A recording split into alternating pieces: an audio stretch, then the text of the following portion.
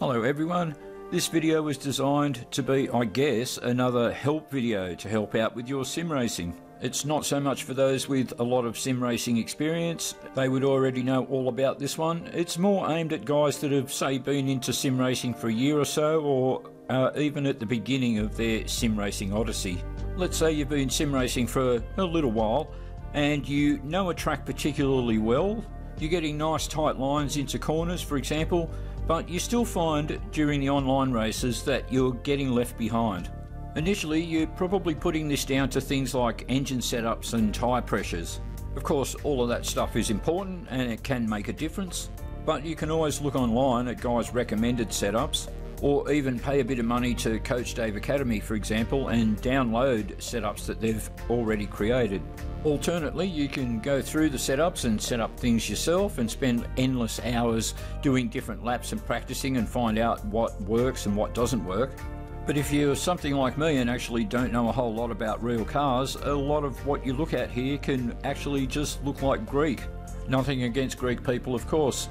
In my experience, I actually paid some money and got a couple of Coach Dave setups, but to be honest, I found that they didn't make a whole lot of difference. The YouTube channel Overtake have some good videos on car setups for ACC, and you can have a bit of a hunt around and see if you can pick up some pointers from them.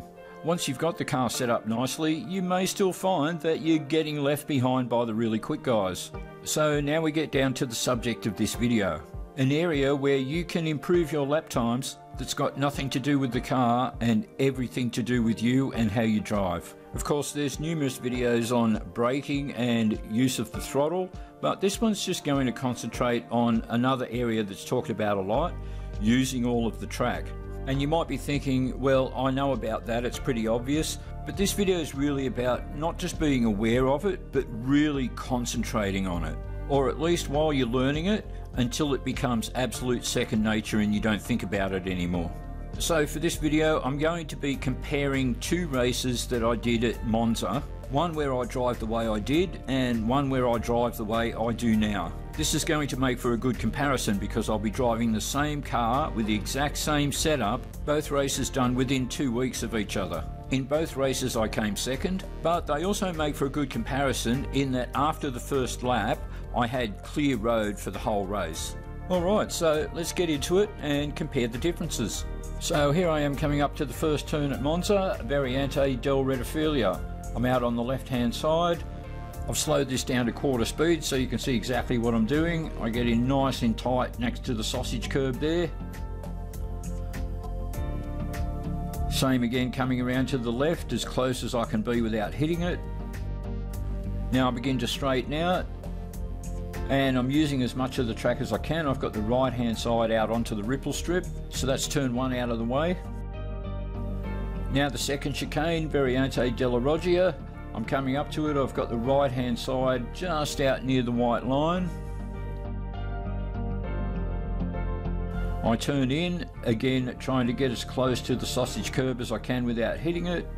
Straighten out the line as much as possible. Same again when I swing to the right.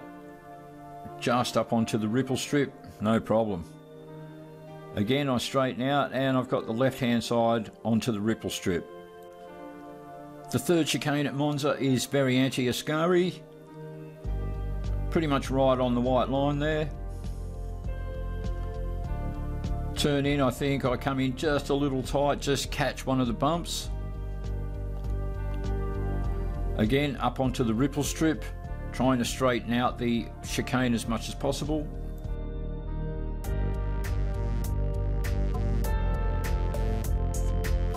And again as I exit, as close to the ripple strip as I can be.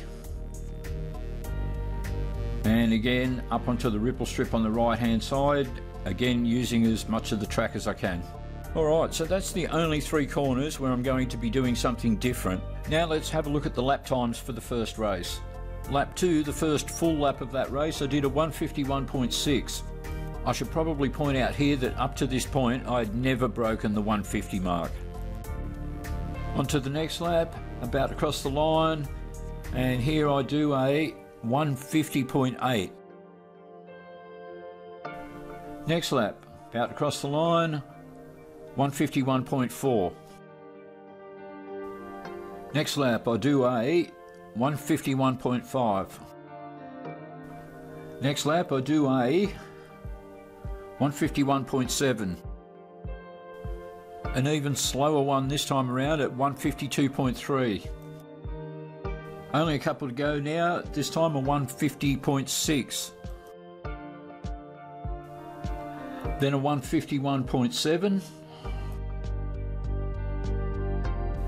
Second last lap, a 151.5. And finally, a 151.2. Alright, now let's move on to race 2, where I'm going to make 3 minor changes. Alright, just coming up to the first chicane, Redophilia. I've got it slowed down to 25%. You might not have noticed it there. On to the second one, Della Roggia.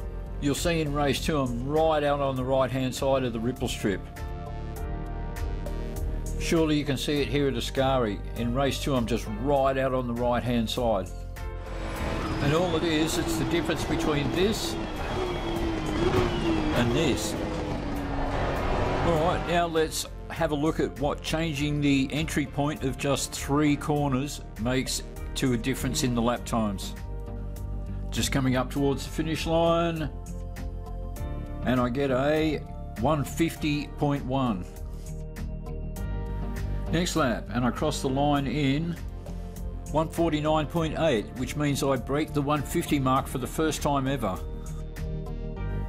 Next lap, for this one I get home in 150.5.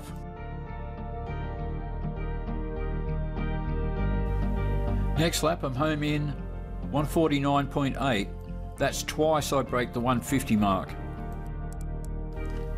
This time I get a 152.1. Obviously took a corner badly on that lap.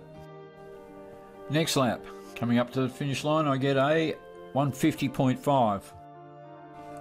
Less laps in this race than the last one, but this time around I get a 150.2. Final lap for this race, and again I get a 149.8.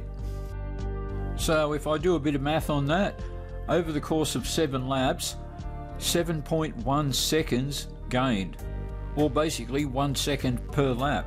You don't need to be a genius to figure out what that could mean over a 10-lap race.